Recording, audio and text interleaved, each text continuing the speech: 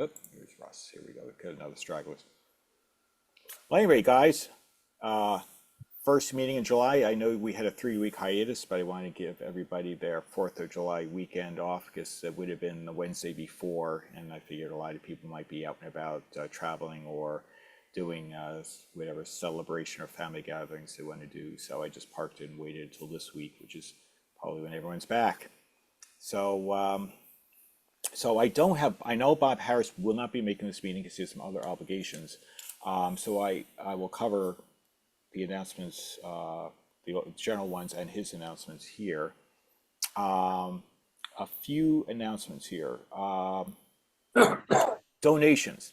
So for our expo, Nevi 8 in March, we are looking for donations to help the club out for the silent auction. As you gentlemen hopefully know from various emails, that Ralph Calitri, I hope I got his last name right, is our silent auction coordinator, and so he is the guy that will pick up the items. If it's within an hour of his house, you could do that. But we're really looking, if anyone is attending Fall Brookline, if they have something they could donate, it could then Ralph will hold it and then bring it to the show in March. Quite truthfully, the silent auctions have actually kind of helped us because right now with the increased cost of the venue of the site, it has gone up. The Brookline Event Center has gone up. Castleton has gone up noticeably since we first used it the first year. So when we take everything together in terms of table purchases and attendees and silent auction, if you add the Brookline shows together, we're probably just about it's not a big increase. So if anyone can drop anything off that they thought would be there's a few basic criteria. I think Ralph would be writing an article, but basically something roughly speaking, ideally something bigger than a bread box. It's something that works would be ideal, that doesn't need a major work, because what we don't want to take is something that for all intents and purposes should end up on the free table. That's what we want to avoid doing. But if anyone can do that, that would be awesome. I know I have one item on my shelf right here that's going, and that's be a Westinghouse AM/FM radio, so that will be and it's fully restored, and so it works great. So, Raven articles. If anyone can find some time to write about something, whether it's an item in your collection, a procedure, a observation, anything, that's interesting to electronics. Our Raven editors are imploring us to write something. I will be trying to write something about our new website, just to fill in for anyone who's missed any of that information. Speaking of the new website, a couple of things. As we've transferred to our new WordPress hosting site, and our domains have now transferred over from the old hosting sites to there, we still have our old email addresses, which are under the nearc.net domain. They will still be functional until about August 10th. I am creating email addresses with our new domain, the nevic.org, but I'm going to make them a limited number that we need, because we don't really need to have an email address for every board of director and so forth. There just doesn't seem to be the need. So we're working that out in the background. But my real point is, most of you just know how to reach out to directly the people who need to reach out. But if you don't, just reach out to me, or and we'll send an email out anyway. And probably the article I write on this website will probably touch on it. But just more of a heads up. When in doubt, send a flare out to groups.io and we'll handle you. Or the website has contact forms. When in doubt, we have two contact forms. On the contact page, there's one for the general public, but it can be used by members. Most of it is dedicated for someone looking to find a home for radio, sell it, dispose of it, any of the general non-member public things. But you could always use that in a pinch, because I have that contact form going to Bob, myself. I think it'll be only two right now. And we also have, I added this not so long ago, you go to the purchase page where you can purchase your tables, I've added any questions about your swap meet table that you are about to purchase or already purchased. So if you have any questions or anything like that, you can fill in the contact form, and the team of the swap meet team will handle it. So people like Al Perkins, who does the table assignments, and Bob can help. And we are looking for someone to replace Paul Dumont, because Paul, as I'm told, is perhaps moving back to Las Vegas. Speaking of Las Vegas, at 119 degrees, but he will be heading back there. So if he heads back, we will probably need someone to help out Roger Sansucci on this, and Al. So if anyone would be interested in doing that, we would absolutely love to hear you send an email to us and say, hey, I'd like to do that. So don't hesitate if you're interested. I think that's all the announcements I can think of. So before I start the showing of any of the photos from Brookline, does anyone have anything they'd like to share or announce or anything like that? Oh, actually, to that point, a number of you guys were on the last meeting. Did you guys like the format, the sort of the round robin format? If we could talk about anything, be it Hudson carburetors or or anything. Yeah, definitely. It was a lot. That's great. I'm glad, because we're going to do that. What we're going to do is we're going to do that at least every other meeting. And I'm not opposed to having an additional meeting, or really do this every 2 weeks, which means we would have 26 meetings a year. But I'm going to sort of feel this out and see how this goes. I give a lot of credit to Carl for suggesting that, because that was really he sort of sparked the idea of doing something more dedicated this way, and I think it's a great idea. So I sort of thank Carl for suggesting it, just trying a different format here, and so we're going to do that at least every other meeting. So I expect the next meeting we'll do something like that. And if I still have time, I'm happy to. I still have plenty of, if we don't finish the photos, I can do that. I have some other photos, from another meet I can show. There'll be other things I can backfill on there, so there won't be a problem. We still have content and other things that I try to use in the background to supplement. So that's roughly the plan we're going to do. So if everyone's good with that, I'm game for that. In fact, I do have one minor announcement, which I will show at the next meeting. I got a friend of mine who I sold on his behalf a Zenith Transoceanic. Was it the Royal D7000 Y? It was like from the early 70s. One of the last great ones, and Bruce Phillips actually bought it. It was great. Had the cover and all on there. Anyway, he goes, "Hey, I was cleaning out someone's basement," and he goes, "Oh, I found this old radio," and we made an agreement. I said, if I can find a home for it, just call me, and I'll find a home, or if I can sell it for you, if it's sellable, I will do that for you. I'm happy to do it. Just avoid going to the landfill. And this one it's a Silvertone 6400. I'll show pictures, but the case is just sheared right in half. It looked like it fell off a shelf and boom, cut right in half. It's the black one, because they had 3 different colors. I believe there was an ivory, a black, and I think what was the other color? Was it brown? I think. But anyway, I'll show the pictures. It's a pretty sad sack, but it's all there, and there may be some of the tubes may still be good. And to my surprise, there was actually dial lamp in there, and it has such a little dial. The dial face is like, there's a little tiny little dial face, but there's a dial, a dial lamp in there. So, but anyway, I'll show pictures of the next meeting on that. But that was kind of funny. So it looks like it'll end up on the free table, because the case is pretty well, I don't know. I will show it. We can discuss it. And if any of you guys say, "Hey, it really is fixable," I'd be interested in hearing about it. It is in pretty top shape.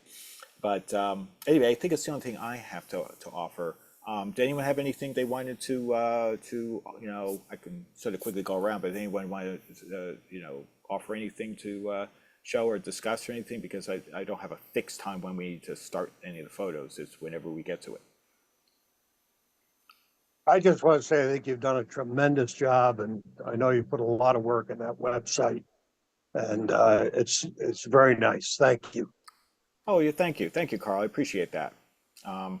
That's been a labor of love, and I have to thank our forefathers. It started with George Kozalka, who actually did our very first website. In fact, I think that was his work, handiwork, how I found the New England Vintage Electronics Club in the first place back in like 2010 or so, I think is when he put something together. And then Joe Coco took it to what you guys were used to seeing up until, a month or so ago. It was all done in HTML, and God bless him. It's sort of like anyone who's ever know anything about software. It's like doing assembly language, And I don't mind. I did assembly language. I have a software engineer and math degree, so I did assembly language at one of my jobs even, and I actually liked it. It was actually fun because you'd be very disciplined. But when you're under the duress of really trying to do something more, pretty wide scope, you feel like, oh, I need to do something, a little more modern, and that's why we chose WordPress, and and it's a lot easier. But I tried to retain a lot of some of our DNA from the old website because the layout was pretty much what we wanted. There's never really anything big in the layout. I just more refinements and expansions and things like that. And so we will do more with this. But thank you, I appreciate it. It's we as a team, a lot goes, was Bob Harris's initiative, which I have to give him a lot of credit for really, trying to prioritize this. And of course, our forefathers, George Washington Kozalka and Joe Coco, because those guys really kind of got us off the ground, really, so. And of course, Alan Finger as well. He's done a lot, helped us a lot. He also does some of our, groups.io and things like those. He's been enormous help there too. So, but thanks. Hopefully those guys will see the recording, and I really do appreciate all they've done. Great. Well, if anyone has anything else, then feel free to jump in. If you say, "Oh, wait a minute, I forgot," do just jump in. So when we look at some of the stuff from Brookline. So there's a lot of good stuff. So let me share my screen here. All right. Got to make sure I have the picture up. Come on. It just seems to be a little reluctant to share. No personal. There we go. Let me know, everybody, when you see this.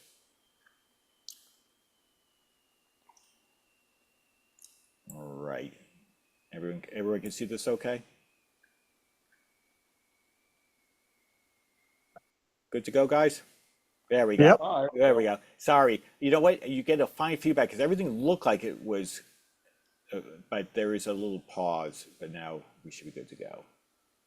All right. Actually, just a quick comment on when I was talking about donations and so forth. Spring Brookline, I think, was one of the shows that we actually, I think, took a little bit of a loss on, as I recall, because part of it was the weather. I think we sort of probably discouraged people from attending. We had good attendance from the vendors. They were actually ready to go. I thought they did a great job of, despite the very dodgy looking weather, they came out and they had tents, for the tailgaters, and we had plenty of people indoors. So I thought the vendor attendance was very good, and I thought the attendance was not bad. I thought it was better than I was expecting, but no question, I'm sure we had some number who didn't come because the weather was just too dodgy to go, slog around. And we had some rain on and off, but it was fortunately not too bad. It was actually fairly light overall, but it's, I remember on my way up, as soon as I hit Nashua on Route 3, it started raining. I'm like, oh, but fortunately when I cleared, a few 3 or 4 or 5 miles later, it seemed to be stopping, at least drying up. And I thought, well, maybe we'll dodge a bullet. And for the most part, we did. But still, anyone who's looking outside and watching weather forecasts, I think they scared off some people. But at any rate, without further ado, so There we go. Nice little national transceiver. Looks like a couple of. It looks like identical ones or close to it. SW54. Looks like there. Yep. Looks like there are two identical items with do they say the low price? Doesn't really say. But any rate, there's a record player here. Not sure if I recognize this one. Anyone knows what this one might be? It does have only you and you alone. There you go. Nice classic old song. Oh, wait a minute, it's right there. It is a Columbia. If only Noah were here.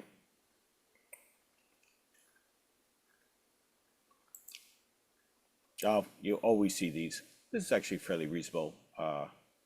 Zenith, for $35. It looks to be in pretty reasonable shape. John, that's the good one. That's got the 1L6 tube in it. So for $35, you can buy a radio for the price of a 1L6. Yeah, that's a great point. And I'd say, overall the case is in good condition. The overall trim and so forth look to be, pretty solid. And even the dial face looks clean. I see no obvious cracks or significant discoloration. Yeah. So I'd Does say, that dial fold down? I'm sorry. Does that dial fold down? Yes, it does. Yes, It actually, when you fold down the dial, it actually works as an on and off switch. Oh, Right. okay. So if you look at the very bottom, you can see that little latch on the bottom. It's Yeah. got the thing sticking up. Right That's there. what holds Yeah. the lid down. Yeah. Okay. The other nice thing about that radio is that usually there's cracks in the dial itself. Actually, there's one little small one to our left. Oh, you think That's this one here? If you slam the door down, it's going to hit the knobs. Yeah, you're right. I If the thought knobs aren't pushed all the way in. this maybe was And crack free. that's a common issue with those radios. That's a G503. They made them in black and brown. If they didn't have the leather casing, then chances are that was the 4G03, I think it was model, but it's a 4-tube radio. But that's a 1 year only radio. It was made in 1950.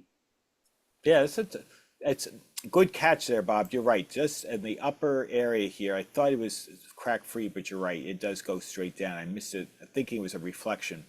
But I actually have one in my collection that I made him a standalone battery pack for it. Oh, is that right? I bought it when I was on my honeymoon. It was one of my first getting back into hobby radios. Yes, I've had it for 25 years. That's pretty good. Yeah, I thought a very fair price. I mean, so assuming it all works. I would have bought it. Yeah. It's actually a very good radio. The only thing I don't like about it is I have stupid big hands, and trying to get my big hands in that little area to get to the knobs. That's my only gripe about it. I guess if you're tiny, if you have tiny little hands, or if you're a kid, you could do it. No, you're right, Bob. Ergonomically, it's a little tight because there isn't a lot of space to be fiddling with the tuner and so forth. But it's probably a packaging constraint on their part. Plus, they had to find somewhere, because this is where the speaker is, right? Yes. So they probably had to find the maximum space, and so you're right. They kind of sacrificed ergonomics there a little bit there. But still, nice little radio. It's a realistic receiver. Your classic DX160. Yeah. It looks like it's got the matching speaker next to it, John, on the right. I think you're right. I think I caught the photo, but I think you are 100% correct. That's the solid state one. I think the DX150 was the tube one. Yeah. Okay. Wrong? I think you're right. I saw somebody shaking their head. Maybe it was Steve. Oh no. I'm not sure. Yeah, let's see if I got a picture. I can't remember if I got the speaker or not. No, well, who knows? I may go back to I'm trying to unmute here. Yeah, Oh, the hey, DX150 is solid state too. Oh, okay. Oh, this is solid state. I thought that was the tube one. All right, thank you for correcting me. I may Thanks, not Steve. look too bright, but I know a little bit about it. I know enough to be dangerous. Ah,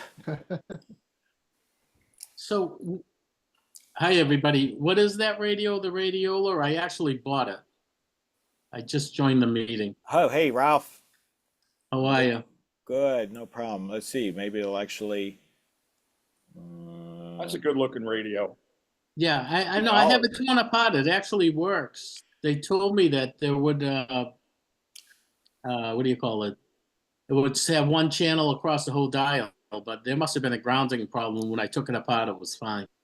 Ah, It's been recapped already. I just got it apart to refinish. Either that or a slipping tuning string. Oh, yeah. That could be. They'll do it. Yep. Yeah, because it works fine. it's a nice looking Somebody radio. repaired it 2 years ago. That's a nice looking radio. Yeah, You did well for that number. yeah, I would say so. I would say so. Very nice. Yeah. Oh, Ralph, just a quick night. I gave my plea for donations on your behalf. So if you, Okay, good. So I was trying to join the meeting at 7 o'clock, but we were watering the garden and that didn't work out. I appreciate. Oh, I get it. Not a problem. It's it's a So, oven out there. It's so you got to take care of your plants.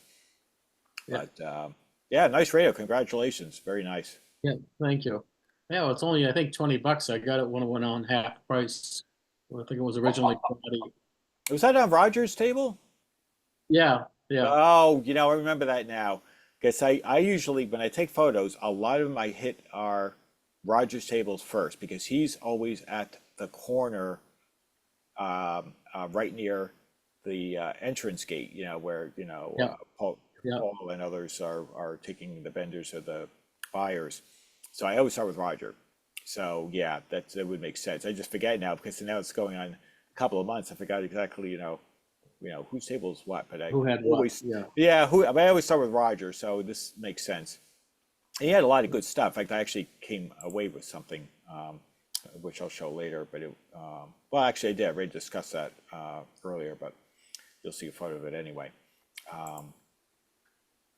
So we have a Colster.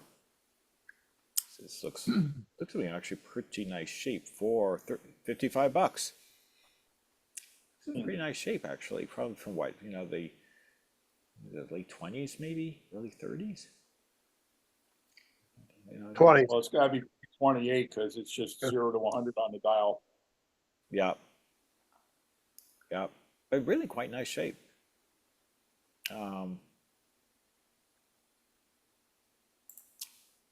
This is definitely. I remember Roger was saying Silvertone AM/FM radio.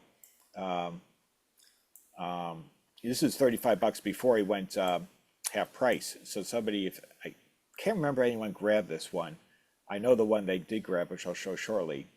Had some hums. I think he said, if memory serves, FM worked okay, but it may have the silver mica disease on AM. I thought he said. I could be wrong there, but you don't see this. Actually, this is the first one I've ever seen. You don't see them that often, oddly enough. At least I haven't. Maybe it's just purely, just by sheer luck. Howard. There's a Howard there. A nice little Howard from 38 receiver. But from 1938, I thought that was pretty cool. I had that radio and brought it to Nearfest, and the individual bought it from me at Nearfest, and then I saw it again at Brookline. Oh, It is a cute little package. it's a good looking radio. Yeah, it's got the only problem with them, as far as I'm concerned, is that silver dial shows its age, but somebody who's creative could fix it. I've had 3 or 4 Howards, and they're always one of those I never get around to. But that was a cute little package. That's only about 12 inches long and maybe 7 inches high. So I really did want to get that one working, but I got too much stuff I want to get working. Yeah. Howard's a West Coast So- manufacturer, right? I think I don't know. I think they were ultimately bought by Hallicrafters to get the RCA patent. Hmm. But I don't know if they were West Coast. Yeah, I mean, I'm not super up on on antique radios in the East, but I don't remember seeing too many Howards in my casual No, perusals. I'm not thinking. What I think of the West Coast, I think of Patterson and Army, and but I don't know. I don't know about the Howard. It's a good question. That's a Chicago I company. understand they're also impossible to get out of the case. Actually, as you know, we have Howard here and Howard representing all Howards here. Yeah, definitely a Chicago company. Yeah. It was Chicago. Yes. So then the acquisition by Hallicrafters makes sense. I like their logo. Actually, that's pretty slick. Very Art Deco. Like, actually, a very good looking logo. I know. I should take it off. That's my middle name. Oh, is that right? Yeah. There you go. There you go. Never thought of it. That's pretty. I thought it was a pretty nifty little unit on at Roger's table there. And so we have Hallicrafters. S38E. S38E. We had that. I forgot what he's asking for that, but it was probably around 11 o'clock. He went to the 50% sale. And that a few things I moved pretty quickly then. Panasonic RE7670, and I showed you guys. I guess that's what I ended up with. I took that away. I have a little. I told you guys. I think the last maybe meeting or two ago that I have a soft spot for these early 70s Japanese units, and I just saw it and I said, I never owned one. I kind of like them, so I came away with it. So, and you saw my sort of replacement of the dial bulbs, where it's a little bit of a little slight adventure, but nice little unit, and no regrets. And I was got it. Hey, Bob, your bass boat is coming in. Let me see if I can show it to you. There you go. Nice. Isn't that something? That's what I love about anchoring here, just watching these toys come in. Yeah. Yeah. But it was a Sanyo boombox. And apparently from '84. Let's see whether I think this all worked. Tape player. Oh, it doesn't work. Okay. Okay, the tape player doesn't work. That's common, but probably fixable. Probably the typical rubber bands and other pieces. But you could probably get the parts for most of these things. But yeah, that was nice. More than reasonable. $30. You think about it. If even the cassette doesn't work, you're getting yourself a pretty decent unit for very little money. So this Philco, this one sold. This is actually a 49. AMF, Yeah, I would say Rogers had that for more than one show, and I actually looked at it and almost pulled the trigger, and I forgot. I think it was between that and the Panasonic. I said I never had the Panasonic before, and I kind of was, I don't know, I just jumped at that. But yeah, the cab is in terrific condition on this. The only minor issues is you can see the wearing of the Philco, so the labels is trying to fade away from fingerprints and so forth. But what was the way to silk screen that? To try and get that sort of done. Maybe you could just get rub-on lettering. I don't know how easy it is to, or very. Is this raised? I'm going whether a really, really steady hand can fill in with a white, to take a lot of steady hand. Drink a lot of coffee before you do that. Philco, I got a big P on. Yeah, it's well, you I know, didn't know Philco had a lightning bolt going through the logo. Yeah. yeah, you know, my mom, you know, as a teenager, I used to do models and car models, and I would do is I would whittle down. You know, the struggle was this big. You know, is I had to use silver paint for any of the chrome, all the chrome in the car, especially like emblems. I remember doing this 1960 DeSoto.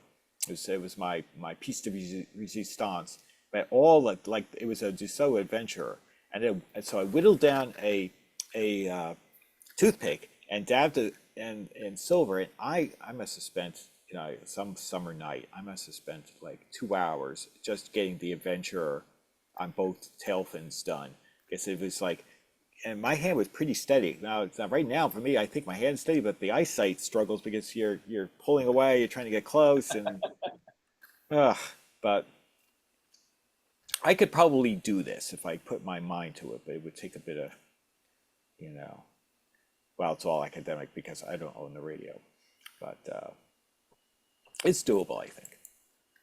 Oh, there was a couple of neat Zeniths there. These neat Zenith TVs. I mean, look at the knobs and so forth. It was kind of quirky looking, you know. Look like a little mini Philco Predicta. So I'm guessing this is late 50s as well, or the 60s. That was a late 50s portable. Yeah, portables Some are of them, like if you look to the left, John, where the channel selector is, my grandmother had kind of like a larger console version. Oh, is that right? But some of them, when you click the channel changer over, it actually had a backlit number that would just kind of ghost the number through a lens. So Oh, as you change the number, you could see 2, 3, 4, 5, and so on. that's cool. I did not know that. Kind of cool. Well, Yeah. you know, it's funny. These things, you know, it's laughable. They're sort of portable. You know, I'll use, you know, I guess I'll use an analogy that John Weatherall, one of our vendors, said. You know, he was selling a couple of like portable TVs. He goes, I guess it's portable if you consider putting a handle on a Mack truck. You know, because they're you know, they're still heavy. I mean, you put this up and you don't have to go to the gym lifting these things around. It's kind of laughable when they call it portable. I guess I guess back in the day, men were men, because I love the picture of the guy sitting on the camel while he's holding a transoceanic radio opened up, and things probably got a battery pack in it, you know. And how the hell are you going to ride a camel holding a transoceanic, you know, as you're going across the desert? I mean, that was just, I thought that was hilarious. Yeah, it's true, huh? It is true. But yeah, so there was a pair of Oh, these. he was smoking a camel too. Yeah, that's true. Yeah, yeah, you had to wear your, you know, requisite T-shirt and so forth, and yeah, underneath the Zenith is this. Underneath that Zenith is another Zenith, a rather nice looking one, no less. I don't remember with that cabinet if that was the 8 or the 10 tube chassis. It's a 1942. It's pre-war. I don't remember the model number of that off the top of my head. Maybe Greg has an idea. Maybe. No, I had a 12 tube like that. I did it one time. I know they came in 8, 10, and 12. Yeah. Most of the The 12 consoles, I think, were 8 and 10 now. Yeah, the 12 tube had the early FM band too. That's right. That's right. Yeah. The cabinets is terrific. You know, it's and even the grill cloth. I mean, it looks really terrific. You know, I assume it was a restoration, but you know, maybe not. But I'm assuming it is. Nice condition. Is that a 9S262? No, the 9S262 is a robot dial radio. It's kind of got that teardrop dial shape. Like if you're looking back at Oh yeah. Walton, Yeah. that's what the 9S262 would look like. Oh, There okay. you go. Robert's got one. There we go. I don't know if that's coming through. Okay, It is. That's the 9S262. Nice. Very nice. That's very nice. Yeah. Yeah, this judging from the labels, this must have came from New York, or you know, Connecticut, New York, New Jersey area. Just judging from, I see, you know, WABC, WOR, WEAF. Yeah, those are all the New York stations. Yeah, WTIC was Connecticut, though. yeah. So that's why I'm wondering, it could have been Connecticut area as well. You know, because those the OR and ABC and so forth, EAF, they I think they had pretty far reach, so you could easily pick those up in Connecticut, you know. And certainly on Long Island, my parents would listen to OR, and Rambling with Gambling, and things like that. Oh my, they had 3 generations of gamblings. Exactly. John A, John B. Was there John C? I don't know what the third one was, but I forgot what I don't remember. But I I don't guess remember that show went into the early 2000s, and I think that's when it stopped. I remember this from the '60s, so this is like late '60s probably. And you know, my dad, you know, it's like, you know, I could feel like I could go back like yesterday. It seemed like felt like yesterday. I could hear as a kid in my, you know, my small bed or crib, hearing my dad getting ready to go get in the car, listening to his telephone and go to 7, listening to WOR to catch the traffic report, you know, because he drove into Brooklyn every day from Long Island. We were in Wantagh, which is near Jones Beach. And so we were driving every day to Brooklyn, and of course, and he had a stick shift no less. So, but yeah, I remember yesterday listening, or even on Saturday, you just keep it on running the radio during the weekend and hearing all the different, you know, broadcasters and supplementary guys, you know. But Well, plus back in the day, they had a really big signal. And if you were driving a car, you could have probably just put a paper clip for a radio antenna and hear it. yeah, yeah, I think you're right. I think you're right. That was a really strong state. Now it's WABC out of all the New York stations. WABC in New York, by the way, you could Google this, but it's the only station out of all the 50 kW New York channels that use a full half-wave dipole. And I've traveled across the country when I was with one of my jobs, and I remember being in a hotel room in Chicago, and that still came in like gangbusters on transistor radio. Mhm. So That radio is actually on the website on the group's homepage. Oh, is it? I knew I saw it someplace, so I went and looked, and I found it. It's on the like when you click on members only or something. Oh from the yeah, page. Ralph, good That- point. I remember that now. I forgot how we ended up making that decision, but it ended up that way. You are correct. I knew I saw that radio someplace, and I thought it was that 9S, but it's like, all right, I'll find it someplace. That's funny. I still don't know what it is. Yeah, it's a nice piece. I forgot who was selling it. I think the gentleman who was selling it didn't have a lot of items. So they were nice pieces. There's another one. He had another Z. This one's a little bit better shape. You can actually read the channel dial a little bit better. yeah, that didn't have the I don't know if it's missing the handle, however, because I assume this was also tended to be portable. So I think that's a year or two sooner, or I'm sorry, earlier than the other one. Oh, okay. I think. John, is that a effect of the lens, kind of a fisheye effect, or is that those knobs coming out sort of Oh, at an off, angle?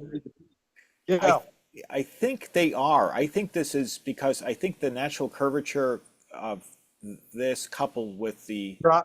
Yep. I think they sit off a bit to the side. They're slightly off by a few degrees. Yeah, I think your eyesight. Yeah, I is think you're fine. right. Yeah, because the zenith looks okay. Yeah. Yeah. Yeah, Wow, no, good. that's funky. It is. I've never seen one before. I thought, well, this is interesting. It kind of reminded me of like a Zenith version of a Predicta. Slightly odd, but it sort of has that robotic, you know, Jetson style, design. I thought, okay, I like this, and it's just fun to see, you know. Yeah. So well worth seeing. Hopefully, it found good homes. I don't know So if what I envision AI to be like. I feel like it should talk to me. Yeah, exactly. You should see some. Yeah, exactly. I guess I guess we have to go back to the Space Odyssey, 2001 Space Odyssey. Yeah, with Hal. Hal, you can't do that, Hal. That's right. Sorry, I'm sorry, Dave. I can't do that. Right. Yeah. Yeah. Oh, it's a nice True Tone, which I almost bought, and I kicked the can down the road, and someone grabbed it. This is really nice radio. It was. I remember he was asking $50, but it was all restored. It was really just a terrific looking radio. And I said, That's a Oh, beautiful radio. good deal. and of course, dummy, I shouldn't have been surprised if someone would have snatched it up because I returned maybe a half hour later and gone. So that was that, but it was just a terrific restoration. Nice I cabinet. like the layout of the three knobs. Yeah, it looks like they're all matching. Everything looks okay. Yeah, but I Yeah. just like the way they laid them out, one, Yeah, rather than just three in a row on the bottom. yeah, yeah. Nice. Probably had a whole committee to decide that. Yeah. Yeah, good. I don't know, but yeah, it was a nice little, nice piece. I forgot his name is John. I'll come to me later. His last name. The first time I met him, actually. And I seem to remember I had one of those that the dial lights up like the Zenith dials, where it's kind of red and green in the back. Oh, does it? Oh, now you Yeah. even more It's reason. got a color dial on it. Oh man, I'm gonna really be bummed that I passed on this. Oh well, easy come, easy go, as the old saying goes. Yeah. That's all right. It did come away with something fun, so not all was lost. Ah, it was a nice little Grundig. I forget the model on this. This is like circa, I would say about 63 or 4, 5 in that range. For some of the last of the Grundig little small tabletop tubes. AM, FM, shortwave. It's got a basic basic radio. That's actually really AM, FM for all intents and purposes. I think this is missing a trim piece, however. You can see some cracking here, but you know what? If they're generally pretty darn good performers. I think this is tone control here, just simple tone, single speaker. Overall they're nice little performers. It was a Zenith, slightly needing a little bit of love here. Cabinet, at least grow cloth and cabinet wise, but I don't know if I found a home or. Don't you hate when someone tries to touch that with a 10-foot pole and it goes right through the grow cloth? Yeah, yeah, I know. Boom! Look at that. I can't tell what's going on behind that. Maybe the reflection. Because do I see a gap? I don't know what's going on there. Unfortunately, the picture doesn't tell me enough between the glare. It just looks like there's something going on at the top there, and I'm not sure what. But it looks like it's got all the correct C knobs on it too. I think so. Yeah. Judging from they all look correct to me, and I guess the main one was this. This is the selector, right? I assume. I think it says ABC. I assume that's the channel, the selector. So I assume that was intentionally different because this looks like a little different color. And looks like the larger. Might have had a Oh pointer yeah, on that's the band switch. Yeah. it. Yeah. Looks like it's got a vernier dial on it too. So one of those knobs is 2-speed, maybe the one on the left. Oh. You may be right because tuning control. Oh, you're right. Band indicator, tuning control. You're right, Carl. This must be a fine because this is the switch and volume. Volume switch and then tone control. Yep. Like some of the early RCA ham sets had that. Yeah, good catch there, Bob, Carl. Yeah. That was probably one of the nicer sets. Greg, do you think that's like an 8-tuber maybe? I think it could be, or a 7-tube. Yeah. So it's definitely a nicer set. They call that red hand the split second. Split That's second. correct. It moves a little Split-second faster than tuning. the other one. But Oh, That's the band spread. Red hand is the band spread. In fact, that very outer scale, is that mark 0 to 100 or something? The very, very outer scale on the dial? Yes, 0 to 60, actually. Yeah, 0 to 60. That's the gimmick for the split-second tuning. So as the red needle goes around, you can kind of figure out where it is, once you get the station tuned in. Got it. Kind of like a redundant reminder of where you're at on the dial. Right, but that red indicator does not just turn 360 as you turn through it. Oh yes, it Oh, does. it does. yeah. Okay. Yeah, I assume it's controlled by this, I would think, right? Right, Uh, there's just, Yeah, it's the tuning control. I thought you said 0 to 60. And I was trying to get that through my head. yeah, no, it just spins continuously as Yeah, right. the Yeah, that's what I going. expect. Yeah. Those things are fun to watch on some of those Zeniths with the motorized tuning. Oh, yeah. Oh, right, yeah. It's like if you could take the dial glass off and hold a piece of salami there, and then hit the thing, and then you slice up a salami, and make a sandwich as you listen to the radio. Oh, and you always have to be careful to make sure that the two needles don't bind when that happens too, because Yes, Oh, yeah. that's you got to watch for that. I've seen that. yeah, I was at a repair clinic one time. I saw a guy knock a needle right off the thing, Yeah. went like 10 feet across the room. that'll do it. That's funny. Well, it's funny to actually review these photos because probably in trying to see everything, you miss those things until you review it and discuss, and you say, "Oh, right, this is actually a fairly upper line radio." Yeah, I'll bet you that hole in the grill cloth is perfect size for somebody's thumb to fit through. Yes. Somebody's what?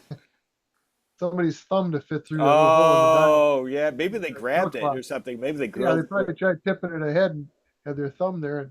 and boink. Yeah. Well, it Bring looks it to like the show. yeah, it's too bad.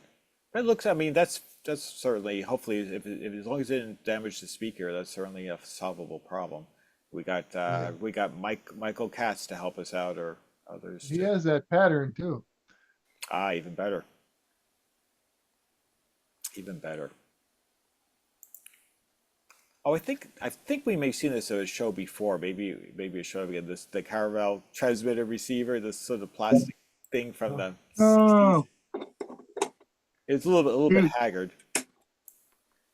It's missing a knob here and so forth, but kind of cool. It's kind of fun to see these child's I don't know if they really were sort of like child's toys, really. To enjoy the world of radio. But it was kind of you don't see them. It's hard to find them in really terrific. Like look at it, it's got a little key. It's got the key and microphone. It's kind of fun. It's not 100% complete, but it's you get the box. Even the box is a little rough, but it's still all together. So it still is interesting to see. Kind of makes you wonder if that's how people like Radio Caroline got started.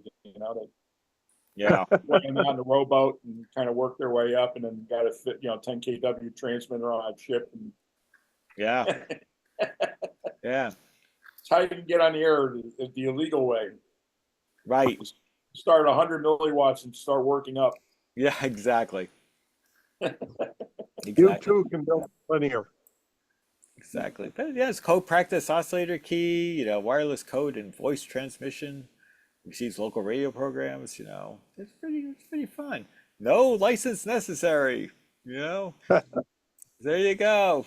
So, you're designed to ignore all FCC requirements. But I guess where you plug these things in, I must have some little cable or something you plug these in. On the Someone side. needs to take a Pete Such label and put on the side of the box. Does not do FT8. Exactly. But it was this was I believe this was a weather related item. That's a chart plotter, but I don't know what that's Oh, for. okay. Oh, okay. West did it, but I wasn't sure. I thought it was. Initially, I took a quick glance, but you're right. I don't know. I see probably. numbers from Yeah. 60 to 120. I don't know if that's temperature or what. I had thought it was. Yeah, I thought it was a weather instrument, Because I've dealt with plotters in different things, but I know I've never seen this one before. Yeah, you can see it goes day. It looks like a 12-day. 1, 2, 3, 4, 5, 6, 7, 8. Maybe this is 12 or 24 day. Not sure. This is Maybe. but yeah, it was kind of interesting. It showed up, and I thought, well, this is don't see this very often, so I took a photo of it. Well, I have a different model of Weston. Oh, is that And right? Yeah, it's ours, and mine has temperature and humidity, and it actually uses a couple of AA batteries to turn the paper like it's a clock. You can hear it ticking. And the pen's set down on it. That's probably hours around the edge. Hmm. Yeah, See, it goes up to 6 and turns dark, and then 6 again. One night and day. Well, for what it's worth, I use it every now and then. You know, just when I first put in a programmable thermostat, I saw that one of these things at a yard sale. So I bought it and checked it out. It seemed to work okay. But now I would know if my thermostat was programmed correctly. Oh, That's by all I've watching ever the done. plotting. There you go. Yeah, Well done. Use old tech to verify high tech. yeah. Ink was still good in the plotter? Pardon? Oh, yeah. Well, it had a series of heads that came with it, and they were in a vacuum sealed. Oh, One time they did Wow. dry out, and I just simply put some rubbing alcohol and dipped them in there and got it going again. Nice. Woke them right up. Yeah, imagine Cool. trying paper nowadays. That's pretty cool. it came with a pack of paper, and I've never used them all. Like I said, I just don't use it very often. So I've got a lot of paper. I got a lifetime supply at the rate I'm going. Well, then, you just have to replace your thermostat on a regular basis. But yeah, that was neat. Yep. There's a GE portable. Not sure the exact model number. Yep. AM radio. I don't Decent. think I've ever seen one of them before. I Yeah, I have. have. It was, it was in pretty decent shape. You can see the silver, has worn off a bit, but you could fix that, approximate it. But yeah, it was kind of neat. I had never seen one before. I had sort of like a reddish brown handle. It looked like it was all there. And a little dial pointer. I thought it was pretty cool. Yeah, I guess that's got to be a 4-tooth portable, probably. Yeah, you're probably right. But that was pretty cool.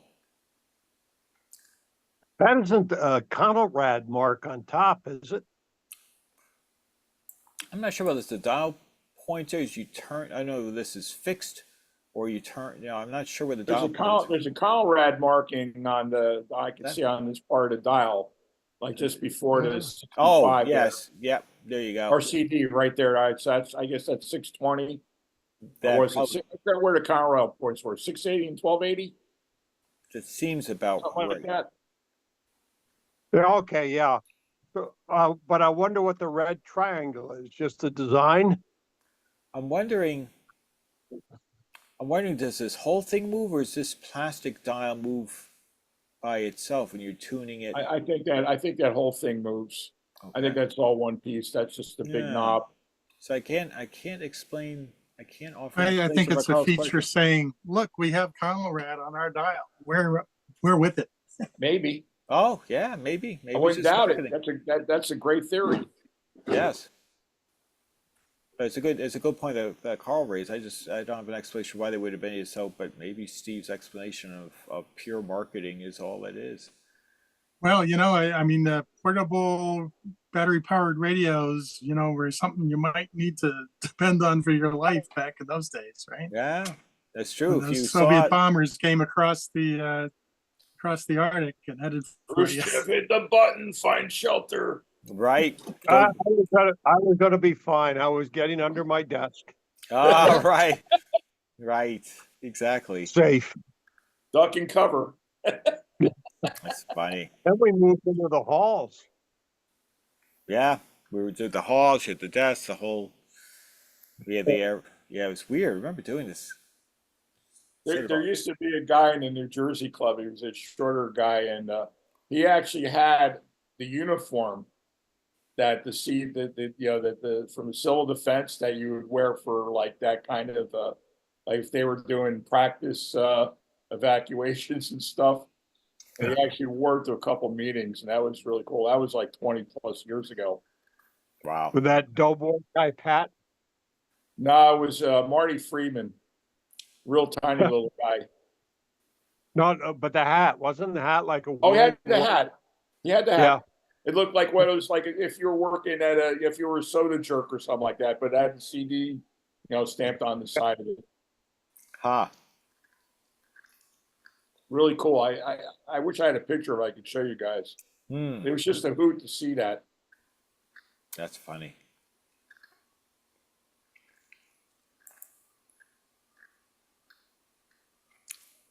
We have manufactured by the Northeastern Engineering Incorporated, Manchester, New Hampshire, which I drove through only earlier today. Hmm. Oh, cool. Know nothing about them, but if you drive through, geez, if anyone's, I'm sure some of you guys have, if you drive through Manchester on like 293, and you just see rows of obviously converted old manufacturing buildings, those classic, late 1800s, big long brick, could have been textile mills or other things. The ones with like the really thick wooden floors, and I'm sure they have, and I'm sure maybe one of those housed something like one of the manufacturing of like these. some of those old factories were just really, really cool to walk through. I bet, and they're converted, I'm sure, to like offices or condos or whatnot. I But tell you what, they had some pretty nice ones in Massachusetts like 30 years ago. I don't know if they're still around or not. I was through a couple of them, and they were really neat. a lot of them are converted. I mean, some, I could speak to, for example, I can speak to one from experiences in Lowell, Massachusetts. Lowell was a well-known textile city, textile town, right off the water, and they converted one of the old mill, factories into like various stores and things Apartments like and that. But they made condos. no, actually there were the various stores. They had a nice bar there with that that I'd gone to a couple of times because our company even had hosted a few outings there. It was great because there's these 15-foot ceilings, and just very spacious. That classic turn of the century design. But it had like super tall ceilings, and it was really cool actually. I forgot the name of the bar that they had. It just escapes me. It was like they had pool tables and foosball and air hockey. Nice. They had all the space. It was huge. It was all the space. It was really fun. It was odd. It was actually a really cool place. I think it's still around, but that's what they've done a lot of conversions. Some gone to condos. I could speak to in Framingham. That was an old mill, like some sort of manufacturing building turned into condos. Now that's attractive appearance-wise. It's not the most attractive looking place, but it must out on the outside. But it could still be cool on the inside. But When Lowell first went into its big revitalization in the 80s, I was still working for the gas company in Connecticut, natural gas company, and I went up to have a meeting with some of the people at the natural gas company up there. I can't remember the name of it. It's now been all bought up as they all were. But anyway, they had just moved into one of the renovated buildings, and the conference room we were in, for some reason during its lifetime, it had become the police headquarters. And the conference room we were in was a firing range for testing. You could see the holes, in the brick wall and so forth. And they said that the joke in town was the cops moved out and the robbers moved in. So, that's funny. That's funny. Yeah. No, Lowell has gone through a nice revitalization. I haven't been there recently, but it has gone. Well, of course, they had the nice where the Lowell Spinners baseball team used to play. That is a great little stadium they put up. I think it was designed by the same guy who did Camden Yards, and it was this nice great little park. It was great because I used to go occasionally, and they're fun to watch because $8 for you have like 6 or 8 rows behind home plate, and you can get. I always felt like I think I get with parking, a hamburger or a hot dog and a Coke, and the ticket. I was probably done for $30 tops, done, and had a great time doing it. Couldn't do that at any professional ballpark, ever, any of those items. I could never do $30. So it's too bad they closed the stadium though. I forgot why, but it's kind of too bad. But at any rate, so yes, this is unique. Stromberg Carlson, we see these fairly regularly. They always seem to make an appearance. Nice looking radio from, I believe, what, the late 30s, early. Although it was right after World War II. Yeah, it might have been right after World War II, but very, very attractive looking radio. You know, this one's not in bad shape overall. Just that little chip there is a little bit unfortunate, but it's repairable. And Mantola. Mantola. You don't see these very often. No. Not a common radio, and it's all there. It needs good cosmetic work, but it's looks to be all the knobs look correct. Look the original, and it just needs it needs all 11, but it looks all there. Really trying to ride on the Motorola name? I don't know. Yeah, I know where the Mantola. Anyone know where this Mantola was made or from? Or I've never even heard of it. Yeah. I've heard of it, but I forget where they're made.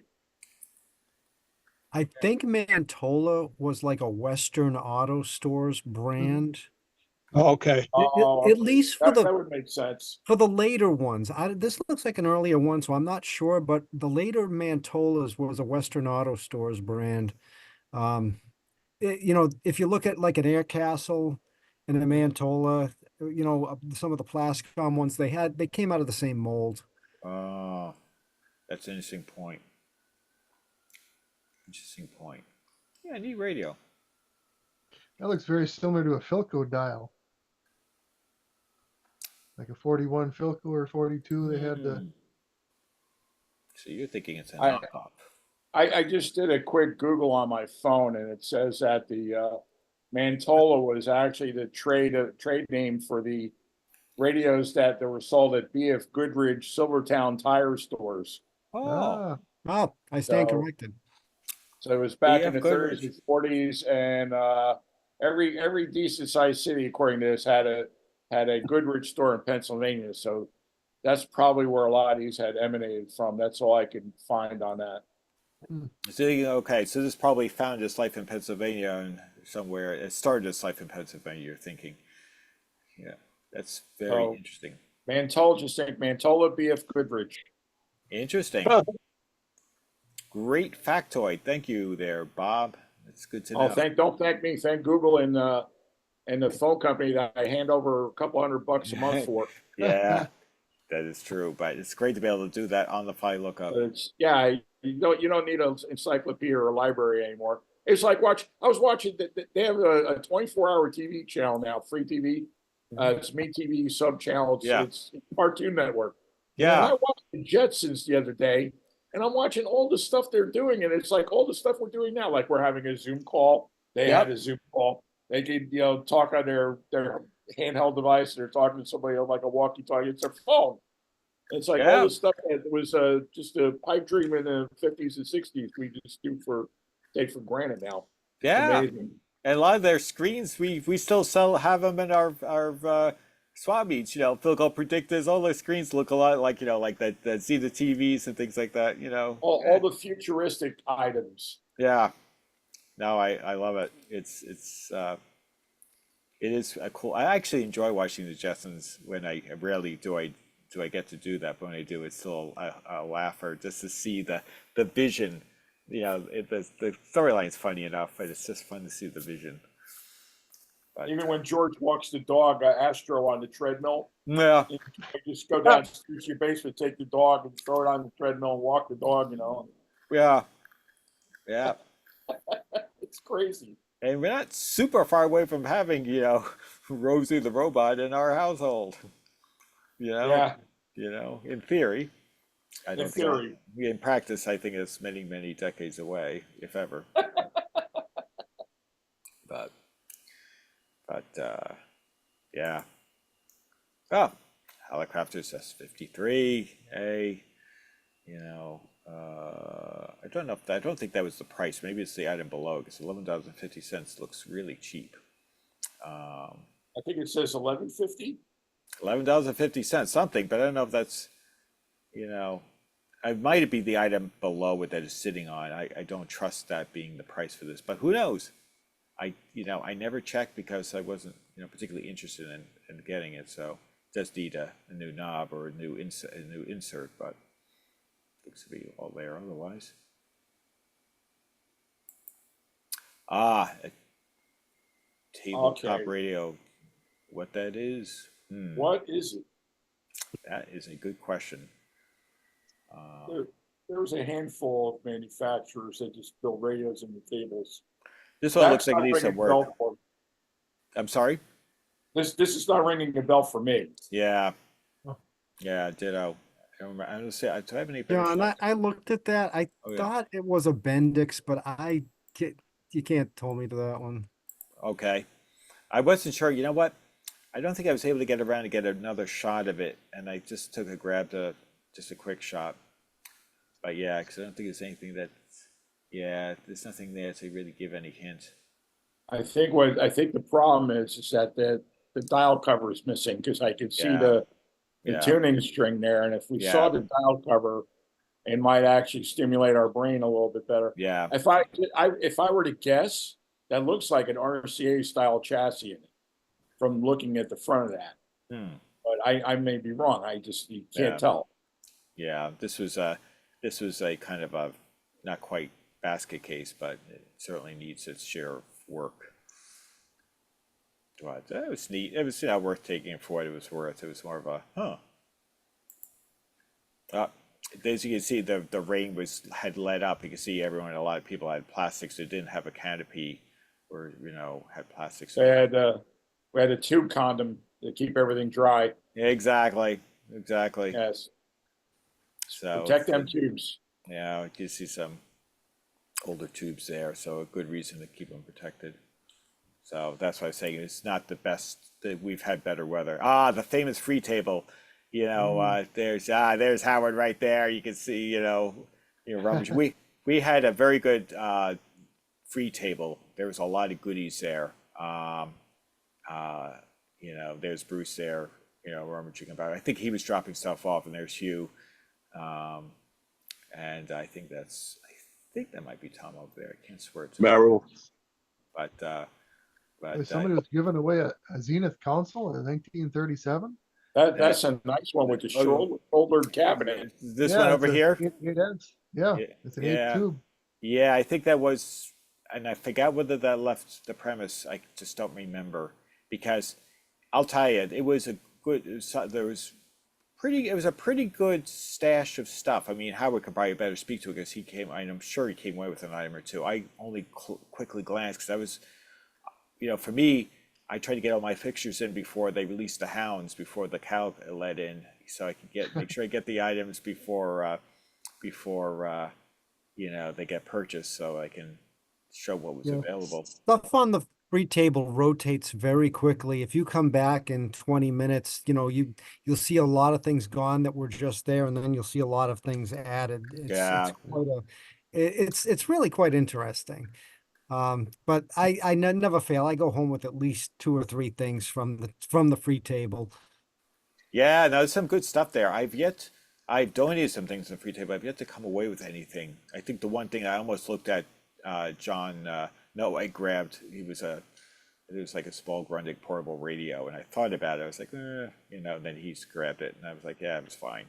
But this almost would be a good shot to use on our website, because I have an older shot, which I actually am happy with. I almost want to keep it, probably because Jim Ligori is in there, so it's always a nice tribute there. He's always there. But this was a particularly well stocked event, so this was. Everybody's back is to the camera, so you can deal with the witness protection. Oh yeah, exactly. But that's all right. I know all of these people. Bruce's turn is unmistakable, and I know Howard. Yeah, you can run, we can't hide, Howard. In case that picture gets out to the wives, they don't want to be seen. Right. Well, I have agreed to always, to this is a need to know basis. These photos. I have a little bit of anonymity here. Yeah. No, that's for sure. Well, I can always say I can neither confirm or deny they took anything. I have to say though, you guys for a club have a very, very nice free table. You ought to see what goes on in Kutztown at the Buy It Now table. Who would have thought that Kenworth just come by the interstate and it took out like a herd of deer, and all the vultures are coming out picking at the carcasses. Yeah. It's unbelievable. It's always the same people I see over there too. Your stuff is nice and neat and kind of organized and orderly. The Well, like, cut down carcasses have been laying in hot roads for years. Thank you, Carl. Yeah, I yeah. mean, he's not exaggerating because some of the stuff they put there, it's amazing what people bring out, and they Well, pick up, they take it. well, yeah. I mean, as long as it's, as long as it's vintage electronics, I mean, sometimes you get some people drop some books or, or whatever, things, that are, might be vintage electronics related, but they'll sit there and never go anywhere, or old records. But as long as you put stuff that would be normally, if they were in their prime condition, would be, at someone's seller's table, that's fine. We've had occasional people that would drop off, just, it was like, save me going to the dump, so I'll just drop it off here, an old coffee maker that's, that was like 5 years old. Nobody wants that. Nobody wants it here. It seemed to have stopped, at least. So people have gotten better at it, but we had a time where people, and then it's left there, and then it's left, the officers, the people set up the meet are stuck having to clean up. So take this stuff home and get rid of it. But it's actually gotten a lot better. So most of the time, there's very little debris left. So it's good. It's fun to see people running or running out. Or the funnest thing is you see something pretty cool, that looks more than salvageable dropped off there. It's like, whoom, if it barely has touched the table and maybe not even fully settled in, it's already gone. So I've had that. I've dropped like a radio up that I knew was could be restored. It needed some plenty of work, and I don't think it's barely settled. I think there was still a daylight between the foot pads and the table, and it was gone. So yeah, it was good. Oh, yeah, here's the front. Now we can get facial recognition here.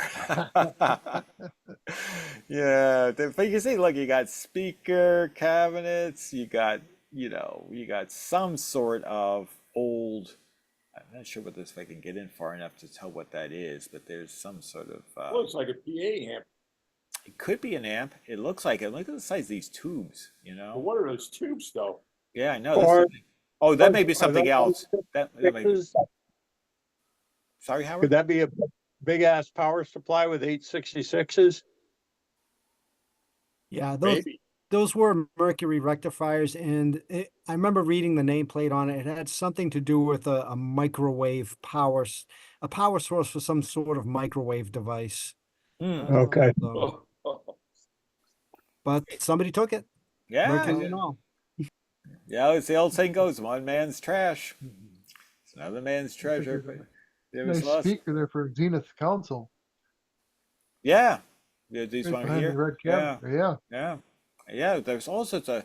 There's some good stuff here. I mean, I don't know if it's a TV set over there. There was like, there was, people threw some, computer monitors, but I don't know. I assume they left, but people do need them if they work. Sometimes they could find a home. Anybody take that thing in the green sweatshirt there? Did that get taken to someone's collection? That would be Howard, I think. Yeah, that was Howard taken home. Howard, are you? Yeah, you know, Could it be restored? Yeah, well, he might have grabbed, the same guy who grabbed the Rogers Howard, probably grabbed our Howard. Take them both home. In fact, I see Howard's car way in the distance too. I think it's your car, your Volvo. Looks like a Volvo. yeah, that's mine. You can see how I strategically parked it so that there's a straight line between the pre-table and the. Made a Yeah, beeline to the car, yeah. very nice. We're learning Howard's tricks. Very good. You've been. Well, that's so far to carry it then. Yeah, well, it is well placed. You'll be in a free table and anything you get at Rogers, because Rogers right here where the tent is. So Roger had a tent, so. Ah. But yeah, there was a lot of good stuff. It was well worth. I don't usually have such multiple pictures, but I said, "Well, look at this, just the people and the goodies." And Bruce has got one of the speakers in hand, saying, "What to do with it?" It's done Elliott in the background. Hugh, because Hugh makes some of our meetings. Ah, there's the Zenith. It Oh, yeah. was, and funny, it's got the same, same dial face as the 0 to 60 hand, and by missing all the knobs. But Yeah, Sad it's part a is that the original wooden knobs are probably worth more than the radio. yeah. that's always the problem, right? It's trying to find them. But otherwise, it's actually is in a nice- okay shape. They're a nice radio though. I've got one like that. It has the beehive speaker in the back. Yeah, it's got the bass reflex cover, right? The adjustable. Yeah. Hmm. Yeah, It's got the target tuning. At least mine does. Yeah. That looks like that might be the Yeah. 6-tube though. Hmm. Yeah, that's that's probably a 6-tuber. yeah, because It's the all nice target radio tuning. though. Yeah. Yeah, if I had the knobs, it would have been much more desirable. But still, I- very elegant cabinet. I love that shoulder cabinet. I have a 12-tube shutter dial that resides in my basement right now. It's fully functional, except I got to put some dial belts on it, Mhm. and it's got that shoulder cabinet look. I love that look. I think if you ever see when Rich Lee is on Zoom, he's got one like that behind him. Yeah, Oh, a third yeah, he's got one that's within eye shot of his computer. I remember Right. that now. Yeah, yep. Yeah, I don't know if it found a home. Up, Tom Pereira. Oh, His table he had his Enigma table up, and in fact, I think I have a better picture later. He has his Enigma there, but he had set up, and his Boy, his what- whole table about Enigma. But white tablecloth and everything. oh yeah, Tom always does a nice display when he has his table. I mean, he's got his book Yeah. there. Sure. You could buy books. I have his book, and in here is an Enigma. Not sure why there's a piece of paper there at this point, but maybe he didn't set it up yet. I forget which, but yeah, he always has a nice table. Here's an Admiral, $35. Like, Not bad. pretty reasonable shape overall. Those look to be pretty decent.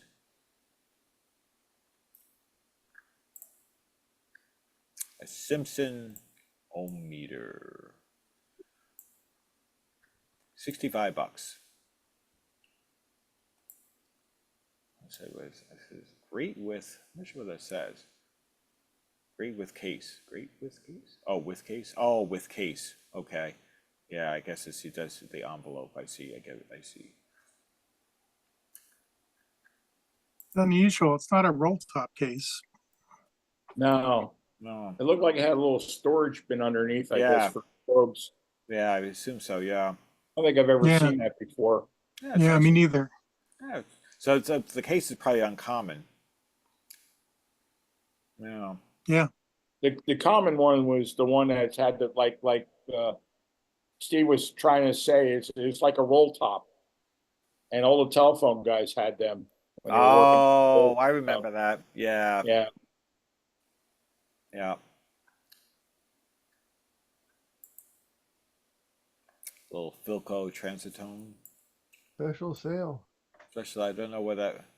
20 bucks. $20. Yeah, well, yeah, missing a knob, but I imagine these are probably findable without too much trouble. But it needs a good. well, you leave that one on there and just kind of like slice your finger open as you tune. Yeah, or like anything, use it open things, cut things, whatever. Or you put that on the end of a drill and you can like mix a drink with it or something. Yeah. Yeah. Oh yeah, that was sitting over that little Grundig I showed earlier. So there was somebody put that on top because the Grundig didn't have that earlier.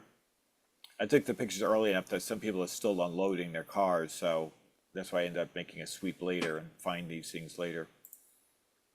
Here's a nice Philco. The cabinet's in really nice 42. shape. Yes. Oh, I forget the model number of that. 42-350, I think. Yes, that's the one with the FM, the early FM, and I Right. think it goes up to 100 megs or 99. Yeah. Mhm. Yeah, the cabinet's in really nice condition. Nicely restored. If it was restored, really nicely done. But You can tell it's a local radio because we got WBZ, WMEX, WEEI. It's all local stations here. There is one attractive feature on that radio. I had the shortwave version without the FM. I forget the model number of that. But as you go up and down the bands, if you look Oh, at yeah. the dial, you can see on the sides it'll say like broadcast shortwave. You see the little red markings there? Yeah. That had Yeah. a sliding thing that would light up at those bars. It would tell you which Really? band. Yeah, Oh, I that's thought that was just kind of tricky and kind of cool. You see, have shortwave broadcast, push button. You know, and Makes one sense. year, I forget it was 41 or 42, but one of them, they actually had 4 separate bulbs for each of those uh, little lights. So when you Oh, turn did it it? on, a different light bulb would light up. Yeah. Oh, I didn't Later know on, that because the later on, one it that I came with had, a, it was on a slider, yeah, but on I like had its own one that, separate tuning string. yeah, I had one, it was a 41, a slant front. It had 4 different light bulbs on the side, plus 2 for the dial. Hmm. And then there was one more below for the push button. So it had like 6, 7 dial light bulbs. Oh, that's pretty cool. That's pretty cool. That's the one where the Especially- first button turns it on and off. I think that still goes first FM radio, by the way. I think you're right. Yeah. Interesting. I had the shortwave version, but the push buttons were not white; they were brown. I remember it distinctly. Yeah, that's the one I had, Howard. Yeah, It was But- a 42 385 or something like that. yeah. And Um, a nice set, and not too hard to work on. No, it worked actually very well. I actually had given it to I restored it and I gave it to a childhood friend that was moving out of state. So I kind of gave that to him just for as a friendship thing. And they're really good with reception too, because they got that really big wire antenna in the back. Oh, sure. Yeah. Oh, I had that big old loop in the back. Big old loop. Yeah. Did this, because I'm looking, is this a megahertz, the early FM? Could you pick up anything Channel. in the lower range, or is No, that? that's the channel number. Oh, okay. Okay.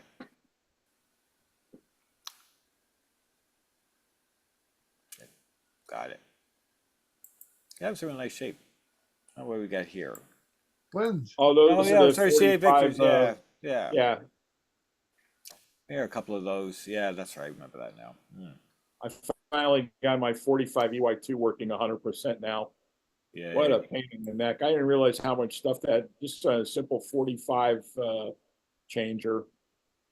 So I have a newfound respect for the people that actually spend a lot of time on these. What's the power cord on that thing? That the power cord's removable? Does that like little socket thing plug onto the Hmm. plug on the chassis to? I don't know what that is. Yeah, I don't know. So somebody just put from a Christmas lights or something. Yeah, right. Maybe, Oh, yeah. Okay, yeah. It's a dual plug with a stacking Yeah. AC plug. right. Oh, okay. Yeah, right. Yep.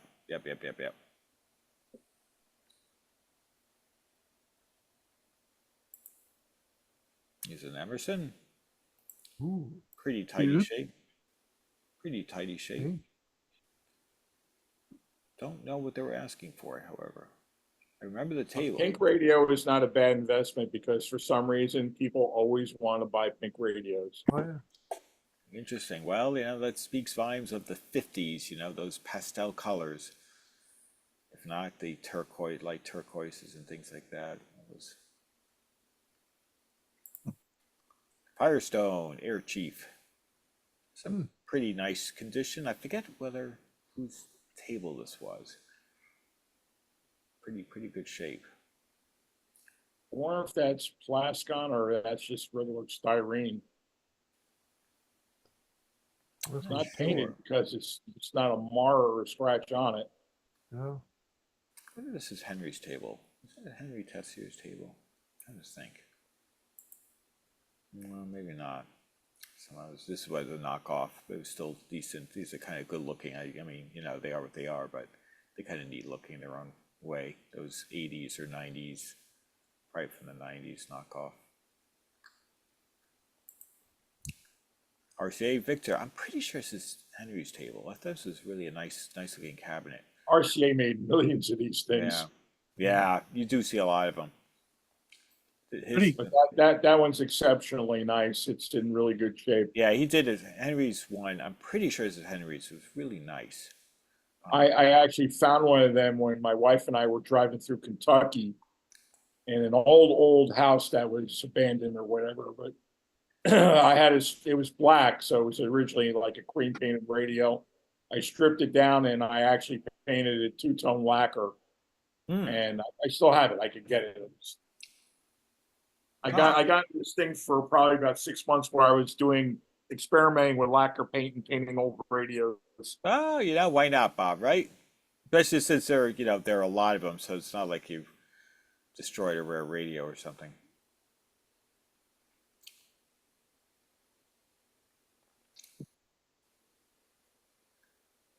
Oh yeah. Hey, I like it. Turn it. It's 3 coats of white lacquer with 3 coats of clear. Yeah. And then you could I painted behind the dial this green, and I think it really makes the radio. Yeah, I like it. And Nicely I made done. all kinds of different colors. I had a classmate from high school who ultimately ended up working in a GM plant, and he was a painter. He painted cars, and he taught me a lot of cool tricks that you could do with lacquer. This is all rattle can lacquer.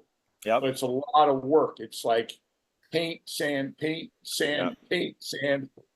But the result is like, it's amazing. I probably did about 7 or 8 of this radio, and I just used different color combinations. But this radio here is the one that I bought this for $20 in Kentucky. I did the radio. The radio was the easy part, but the hard part was painting this thing. Wow, I really like the color combo. Nicely done. White and turquoise. There was a couple that used to be in the New Jersey club that were potentially getting married, and as a wedding gift, I did one of these radios for them. And they were Coca-Cola collectors, so I did white and Coca-Cola red. Oh, okay, sure. 2 tones, so they could put all their Coca-Cola collectibles, that kind of thing. So. Cool. But it's just an AA5. It's actually a decent AA5 radio. Yeah, I like it though. But here's a General Electric. General Electric. Yeah, it's actually pretty nice condition as well. A nice little one. I don't think I've ever seen that case before. No. Yeah, it's kind of interesting. That's different. Yeah, kind of this waffle look. Oh. Let's see what we got here. Is that not sure what that is. It's a mystery radio. Yeah, I'm not sure what. Got a little paint drip or something got on there. But I'm not sure what that is. It's nothing for us to like focus on. Unique grill. Yeah, it's actually an attractive looking unit. I don't know what it was. Hoping someone might know. Wonder why there's 4 knobs on it. I mean, that's a very hard to say. That was a 5 or 6 tuber maybe. Let's see. It's only on off tuner tone maybe, and then I'm trying to think. Maybe it has a separate volume and a separate tone, or I'm thinking on off, yeah, volume, on off. tone, plus one, it's often you see something like this, it has a phonograph jack on the back, so it's right.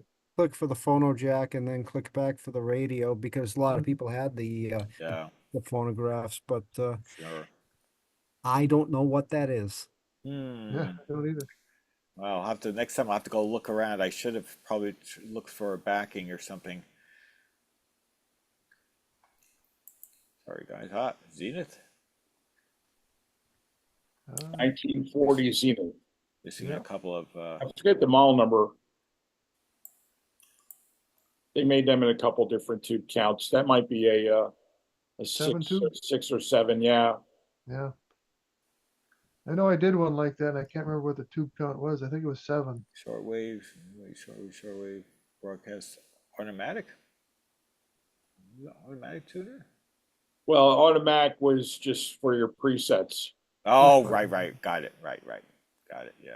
There was really nothing automatic about it.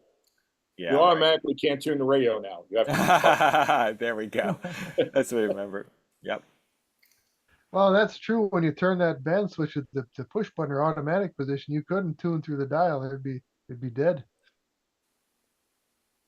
Well, certainly the knobs need to be, the knobs are its biggest problem. That's a 1 year only radio, by the way, 1940. Yeah, you have the slide rule dial. Right. And if you find complete ones to that radio, they're actually reasonably priced, what I've been finding anyway. Yeah. So if there's an entry level collector and you find one of them that's complete, that would probably be a good find. Yeah, I don't know what they were asking for this one. I mean, this one needs a bit of work, and Well, There's that has missing buttons on the bass Yeah. and treble. Yeah. And then the knobs obviously are wrong. the knob on the right, the tuning knob should be white as well. So you got One of to them left still. knobs. Yeah. So it obviously has Yeah, I zero think problems. the inner one was for tuning and the outer one was off on volume. Maybe. There's actually 2 You know, knobs. so a lot of Zeniths were like that. I think you're right, Craig. Yeah. I don't know. Maybe the captain or whatever, the general, the sailor, whatever, the guy that was McDonald, McDonald, yeah. Admiral. and maybe he was a lefty. That's why that's my theory. I'm sticking to it. Well, see, the knob that's left on the left-hand side, the original one, that's a kind of a dummy one because it's all one piece. But the Right. one that belonged on the right was 2 pieces. Yeah. Zenith even did that with their AM/FM radios from the 50s and early 60s. They just did that. Tuning was on the left and the volume was on the right. Hmm. Right. Comment. So if you're right-handed, you got to stand on your head and tune it. Right. Thank you, Commander McDonald. I forget A what Philco chair side. Oh, that is Yeah. cool. Yeah. Hmm. See? Hard to see. Not my best photo. You can see it says Philco, but no, not. I have a fetish now for chair sides. I've got a couple of Zenith chair sides. I actually sold one of them off to one of my buddies, and I've got a 6-tube chair side from 39 or 40. No, it's not 40, but it's a 6-tuber. It's got 3 bands. That's cool. We have in our New Jersey museum, we have a Philco chair side that actually literally has a Plymouth radio, car radio built into it. Oh, It's yeah. from 1941, so they were just gearing up for the war. Mm-hmm. They're using car radios in some of the chair sides. Interesting. And ironically, it's the same radio that went into 48 Tuckers.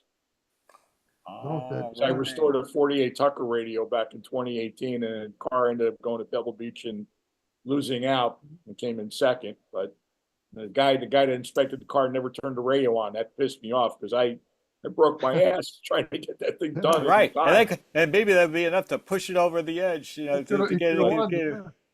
Yeah, I checked the turn signals and the headlights and everything else. Never turned the radio on. To say that it's like a Bob Bennett special there. Well, if you're really interested about it, go do a Google search or DuckDuckGo or your favorite search, and go and just type in Tucker number 44. Okay. And I did the radio in Tucker 44. Nice. So I told my Nice. wife to put that on my tombstone. Our hats tip off to you as automotive history. Oh, I can't fix my stupid AK-20, but I did a radio in the Tucker. Hey, you know what? And of course, that's very cool, Bob. That's there'll always be a little Bob in that Tucker, right? I like that too. I like that chair side. I wish I had a price on that. I would be curious to see what that I'm was. not sure what it was. Yeah, I don't know if I have any more photos of it. Of course, it didn't have a shadow meter on it, but I'd still buy that. I think it's probably a 37, judging by the knobs. Yeah, it's probably like a 37 761 chassis or something like that, Yeah. built into a chair side. Yeah, it was pretty This cool. looks interesting. There's a military, let's see, what does it say there? If I can get close. Navy Department. Navy, yeah. Battery charger. Charger, That's battery. what it says. Yes, yeah, exactly. You got it right there. All right. Pretty nice nick. So you can buy that and hook it up to your Tesla and Yeah, fast charge your Tesla. Maybe, who knows? pretty neat.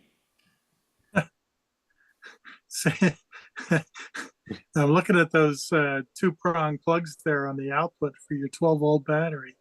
Don't plug that sucker into the wall. Oh, that's a good point. Yeah, you'll hear Barbara Streisand singing "You Light Up My Life." Yeah, yeah. Yeah, what do we got here? Oh, Ooh. this Another- was another off- it says off the the wall German. radio. Yeah, it's a German unit. From where is? Roden Schwartz. Messen Roden Factor? Schwartz. Oh, Roden Schwartz. Oh, there it is. Okay. Not seen very often. I'm sorry. I'm not sure whose table this was. Test receiver. Yeah, know very little about this.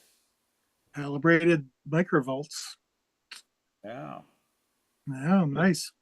Yeah, it was the first one I've ever seen. I thought, very interesting. Looks all there. Wow.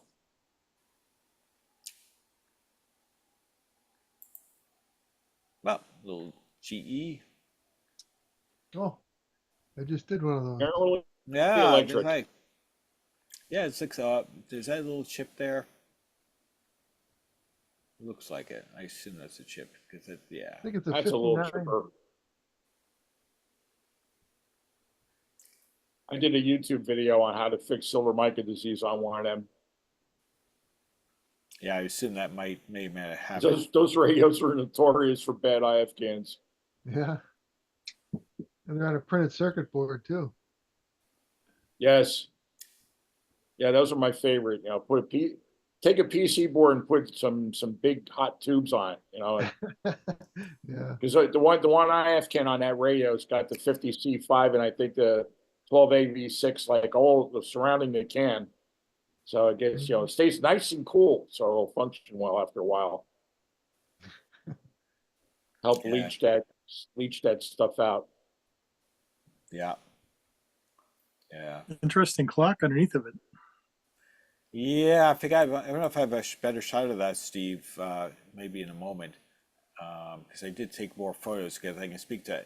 I know I took some more photos of the items in the Oh, back. that one's a solid state. That's not a hollow state.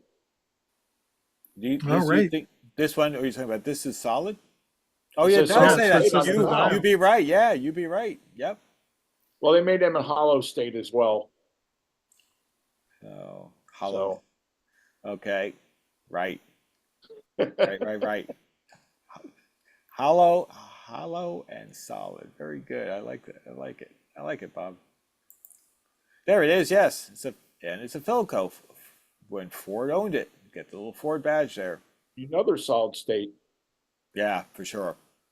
It's This has to be the solid state table. Yeah, this is like late 60s, early 70s, I think, this particular piece. That something, that feel of that era. Oh yeah, and a kind of neat battery, That's a cool little display. Yeah, all these different old batteries. I thought, wow, that's pretty cool. And it's like I miss the old labels, like the Eveready red and the Rayovac with the blue and the yellow. I miss all those old labels. Even the Eveready had a certain look to it that is sort of there today, but not I've quite always the same. enjoyed the logo with the cat running through the 9. Exactly. I just thought that was My really lives. I thought the graphics. I love that era graphic design. It's just so much fun. And then the Burgess batteries, reminded me of like watching Batman and seeing the Penguin in jail, and you see the bars behind the bars. Yeah, we're just married. I'll get you, Batman. Yeah, but we got an RCA AM little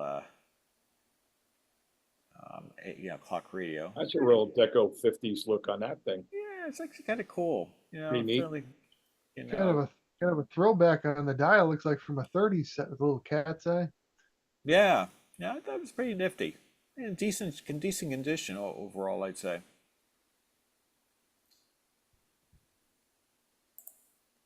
Oh, there's another solid state. Sonny no Sony. baloney. That's right. I miss those. I remember that that commercial.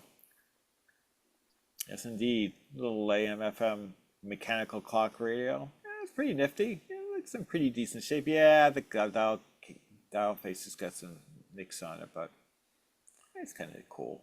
A few hours with B&K voltmeter in the back there. It looks like a Simpson. B&K. Got a nice little dial on that. yeah.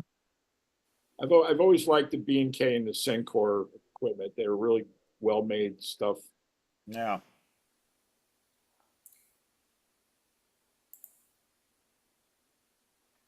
Chelsea Radio. Yes, I know that this was made in Chelsea, Massachusetts, which is just north of Boston.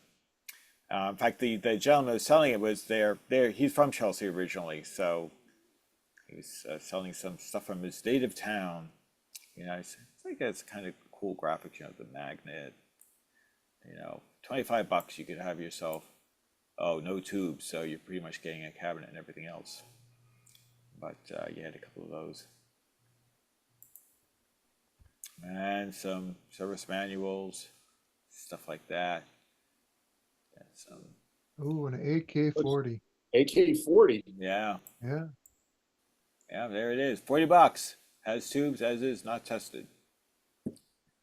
Not unreasonable overall. With manual. Yeah, it's Right. pretty good. I mean, I'd say the price is pretty fair for what you're getting. I mean, Not bad. great. Maybe it doesn't work, but maybe not the end of the world either. You have all kinds of fun with tar. Yeah. Yeah. Oh. That was just a Oh variety of- man. with all these little Transistors are us. yeah, I had this little table of like little things, various various types of things. There's some allies there. Yeah. You know, The Casio Beach Boys retro Zenith. transistor. That's a Just- Zenith. I think that's a 6 transistor. Super Super Bowl Bowl XL. Let me XL. think now. That's Detroit. Super Bowl 40. Yeah, so it gets in Detroit in I guess 06. Is that right?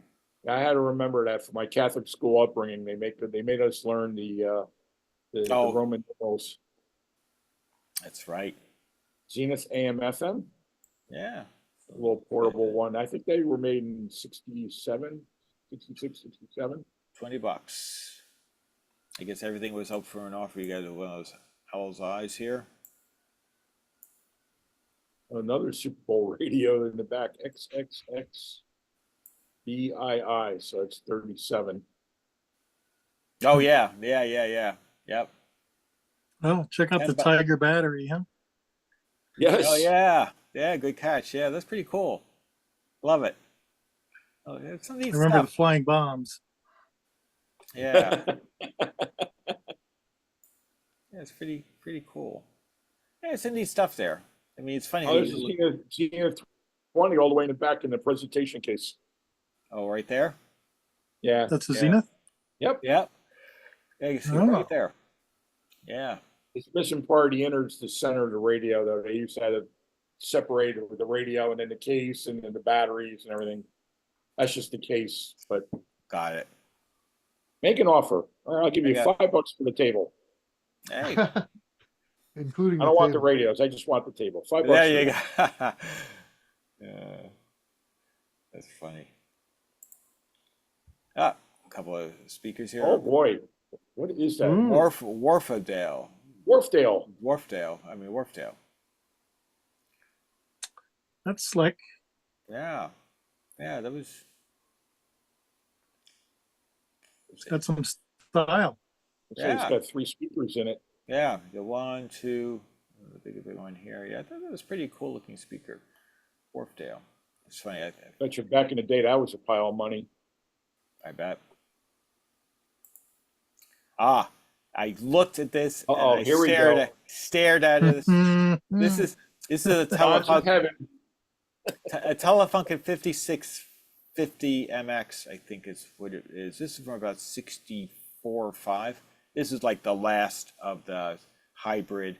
It is, I thought this is mostly solid state, but I thought it had some tubes in there. So it's So mostly. you think this is a tube and transistor kind of hybrid? I think so. I think it's mostly solid state, but I thought it had. I could be wrong. I thought it had some tubes in there, but my memory could be wrong there. But this is what, if there were, this is the last, because this is pretty much 65 or 6, because Wright followed it. All the solid states came out in 67, and it's actually. I stared at it and I gave a long, hard look, but I thought, oh, it's a big unit, and I've got speakers I could connect to it, not a problem, blah, blah, blah. And it's $30. I mean, $30 is nothing, Wow. nothing. But I thought, I just don't think I should, even though I hemmed and hawed. I did a lot of hemming and hawing at the meet. And I think I have a photo of it. I think it certainly was on the video. He grabbed it. He's poor guy. I'm talking to him. He's holding this thing. It's like, it's probably like heavier than he is, we're talking about, I said, oh, you bought it. I was thinking about this. I think was, this was, hold on. It'll come to me later whose table this was, but yes, really had very fair, Arthur. This is Art's, table. He had, all his stuff was always very reasonably priced. And he has some neat stuff he pulls out of his shop in Essex. And Art joins our calls from time to time. And this is his table. He has some good stuff. And that guy didn't. I knew this was going to last very long for $30. And it looks like that front cover that up on top. I bet you that pulls out. It does. Exactly right. This is teak. It pulls out and covers it. Could have hid that from the missus, John. Yeah. I don't know though. My wife is pretty. She's on to me pretty easily, so I don't. Okay, so she's smarter than. Yeah, okay. she's smarter than the average bear. Yeah, she So knows. yes, the welcoming blow of a waffle iron was not. It's not something I was looking forward to. So I decided maybe I shouldn't. If this were its 1 year earlier version for $30, I probably would have broken down and grabbed it. This one was just enough. I was like, oh, I didn't even know what's right or wrong with it. And Art wasn't sure. So I said, oh, it's a big boy. So I decided against it. But they're neat. And this is an Opus, it's a top line system that they offer that year. So it could, I'm sure it could deliver pretty decent output there. But I'm sure if there's anything wrong with it, it has its share of work ahead. But I'll have to talk to the guy when I see him the next week, see how he's making out with it. But yeah, that was, Art also had this. This is an automatic radio. I almost half thought about buying it, but I said, oh, I better not. But this is made in, I think, somewhere in Boston area. This might be Melrose. The automatic radio I have was made in Boston, Brookline, near the Fenway Park area, not far from it. This was kind of neat. I almost thought about it. Again, Boston radio. I thought about buying it, but the Panasonic instead came home with me. So I think $20. I mean, if the thing works, I don't know if the A-Track does, but that $20 is more than fair. This one gentleman had just a bunch of equipment. He was taking tailgating series to the letter. Look at these pieces. I hear some oohs there. What do you think, Steve? Well, I like the Fluke. Yeah. And the triplet 666. He has some neat stuff. Baby. Yeah. He had some neat stuff. Nice meters. About Alec Hafters and a mostly together Motorola. That SX62 Halcrafters with the FM on it. Yep. That's actually got early FM and modern FM on it. Oh yeah, you see that? Yep, you are 100% correct. The guy has some decent. What's that? That's quite a router too, that blue thing. Yeah, in now between there. this is a Netgear, so he's obviously, I don't know. this was supposed to look like some of the enterprise, looks like a bunch of Ethernet ports, looking from what I'm seeing here. So it's probably a switch, I would think. I can't swear to it because I don't know enough about Netgear pieces, but I'm gonna guess that was a switch. But it's 100 megabit. What's that? So I bet it's 100 megabit. Oh, yeah, probably total output. These are probably, it wouldn't surprise you. So, right, exactly. 10, 1, 2, 3, 4, 5, 6, 12, 18, 24. So 48 port. Yeah, could be Now, just. if you know who owns this vehicle, you ought to start a pool. I mean, I can't join because I don't know whoever owns this car, but you guys probably do. How long can he drive it before his struts go bad in the back? Yeah, with all this weight on there, yeah, that's taxing it for sure. So if you're doing any investments right now, look for the companies that make struts. Yeah, I know, really. That's these will test it. Boat anchors, yeah, it's carrying boat anchors around in your car. Yes. Yeah. Yeah, it's a pretty heavy helicopter's transmitter underneath the SX40. Yeah, there's a lot of 62. certainly testing out the shocks and the spring. Ooh. Wow, look at that. By the way, I got a bunch of 6 DJ8s for those Tektronix scopes if you need any. Ah, And there's a 1650 or General Radio Bridge down there on the bottom. yeah. Yes. It's not a 1650. I think it's the RF bridge. Can't remember the name of it. Yeah, it's a lot of. They had a lot of neat stuff. He was actually a younger gentleman too. Which was kind of cool to see. But yeah, good stuff there. Oh, well, you know what? I'm going to end on this one because it's 9 o'clock. I do promise I'll cut you guys on time. There's actually this RCA Victor in its original case in decent condition. Nice little portable for $10. The tubes are worth that.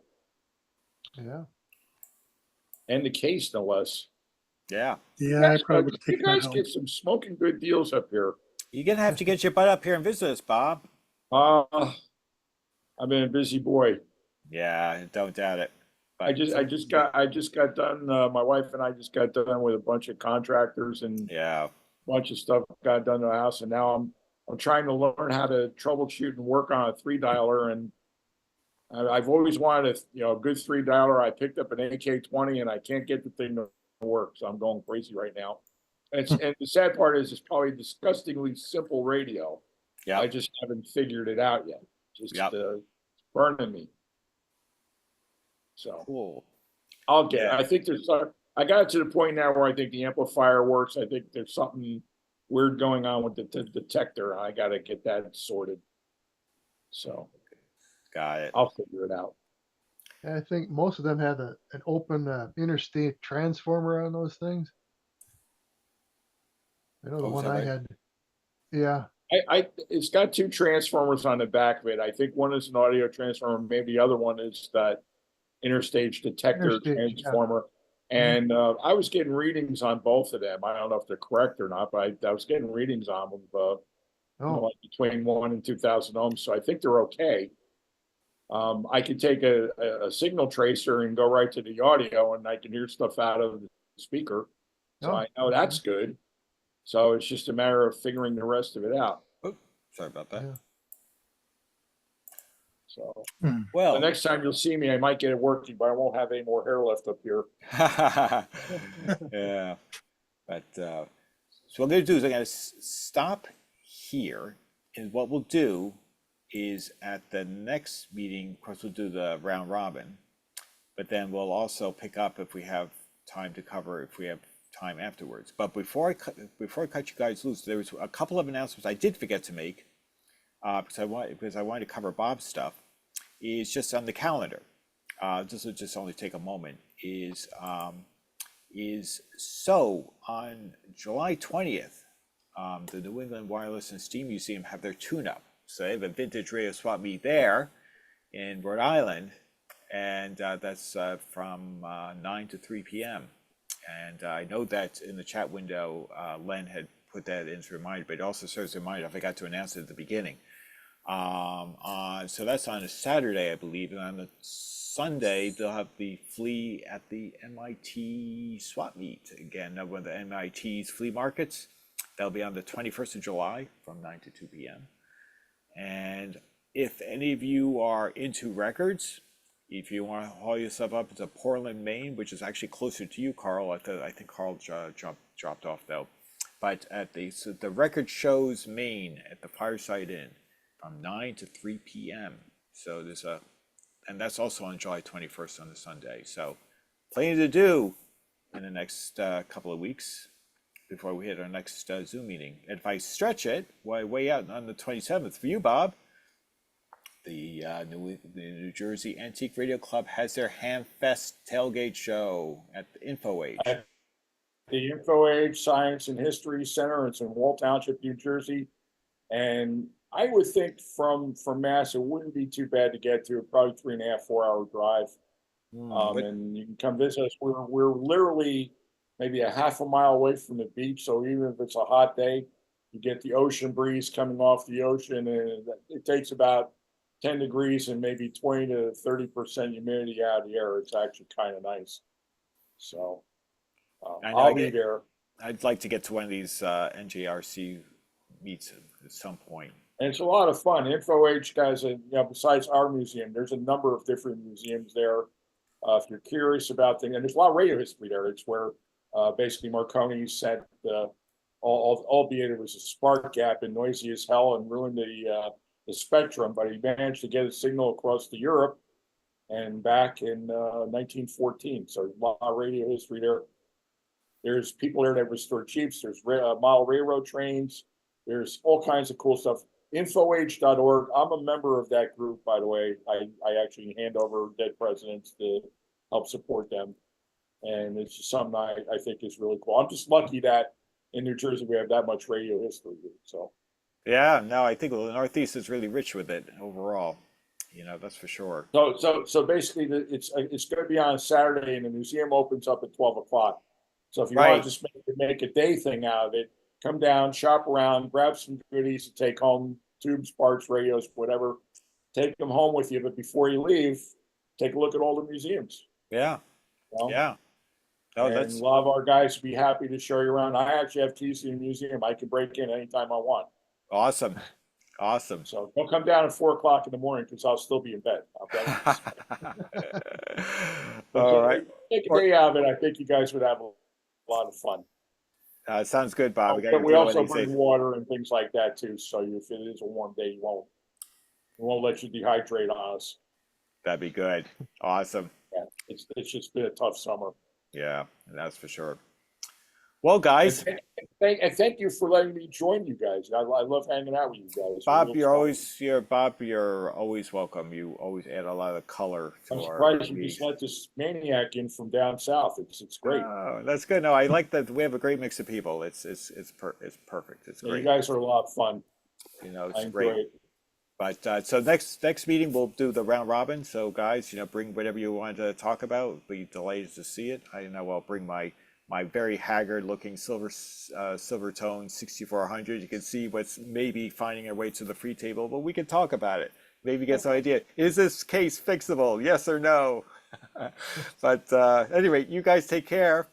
Enjoy your next couple of weeks off. Stay cool. It looks like that will be our primary focus in life, because it's going to be hot for at least the next week. Here. So. And I know by you, Rob, it's definitely hot. So even though you're up in Prescott, 100 here, about 120 in Phoenix. Yeah, 117, 118. But it's still dry. We're getting the humid. You were getting dry. Yeah, so's my oven, is what I say to that. it's like Mississippi here. It's been. Oh, really? Yeah. I actually gave my mother a bunch of money, and she flew with my aunt to Las Vegas. This is probably like 20 years ago, and she brought me back a T-shirt with a skeleton, and it's just a skeleton laying down on the sidewalk, and the skeleton says, "Yeah, but it's a dry heat." Yeah, exactly. Exactly. But See you later. All right, guys. Thanks, John. You take care of yourselves. We'll see ya. Sure. Bye, guys. Thanks, Bob. Thanks, everybody.